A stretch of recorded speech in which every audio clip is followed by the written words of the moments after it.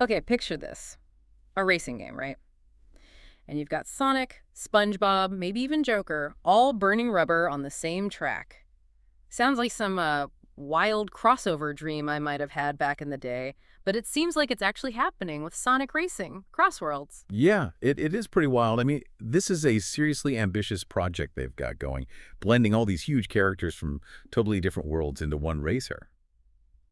So, yeah, our deep dive today is all about peeling back the layers on this, looking at the details that just dropped, and checking out what fans are saying online based on the official stuff and all the buzz. Right, so our mission basically is to unpack all the excitement, maybe some of the surprises too, and the big questions people have.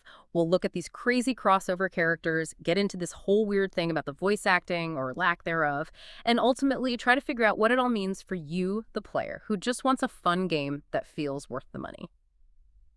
So, starting with that roster, I mean, bringing SpongeBob and Sonic together, what's the biggest hurdle there, strategically speaking, for Sega and Paramount? That's a great question.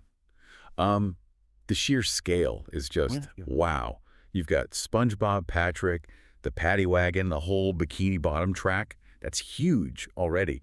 Then throw in stuff from Teenage Mutant Ninja Turtles, Mutant Mayhem, Avatar Legends, even Minecraft characters, carts, tracks. It's like a massive job just sorting out the licenses and making it all fit together. And don't forget Sonic Prime characters are in there too from the Netflix show. It really feels like they're leaning hard into that cross-media thing, doesn't it? Kind of like Sonic Racing Transformed did, remember?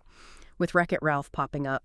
But okay, the roster's cool, definitely flashy, but is there a risk? Like, does it dilute the Sonic feel, or is the novelty just so big it doesn't matter? Well, looking at the bigger picture, it seems like Sega and Paramount are using Sonic's, wide appeal to pull in fans from these other huge franchises. Yeah. A lot of people online are pointing out that, yeah, Sonic's big, but SpongeBob, that's arguably even bigger with younger kids.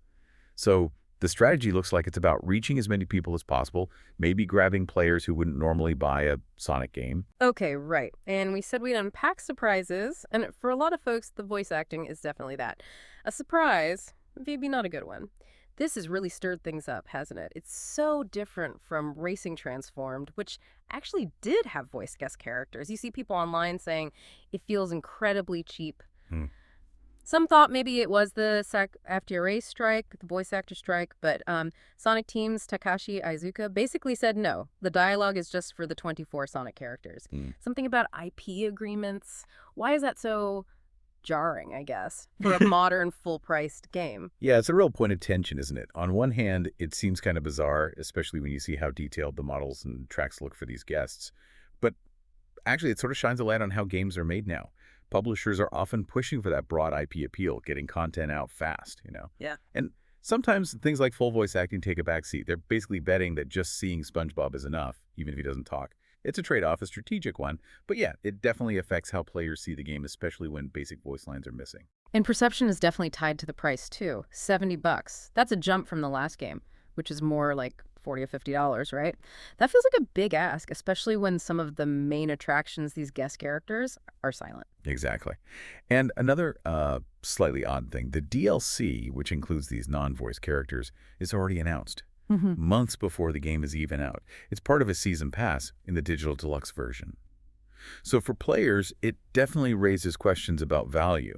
Like, what am I getting for my $70 on day one when a chunk of the extra content feels kind of incomplete because it's mute? Yeah. Well, it challenges what you expect from a finished game. Yeah, I've seen some comments saying the trailers look maybe a bit flat. Beyond the initial wow factor of the characters, people wondering if the core racing gameplay will hold up. But then again, others are hopeful.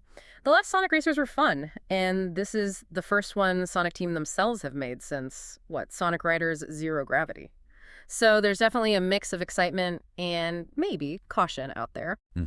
This whole deep dive really shows how these big collaborations can create huge buzz, right? Yeah. But also how those finer details, voice acting, price, can seriously shape how players feel about a game before it even launches. It's not just about who's in the roster, it's the whole package, the value you feel you're getting. So thinking about this trend, more crossovers, more games launching with season passes already announced. What does that signal about where gaming is heading? And maybe what level of polish, what feeling of completeness should we expect as players when we pay full price for a game right at launch?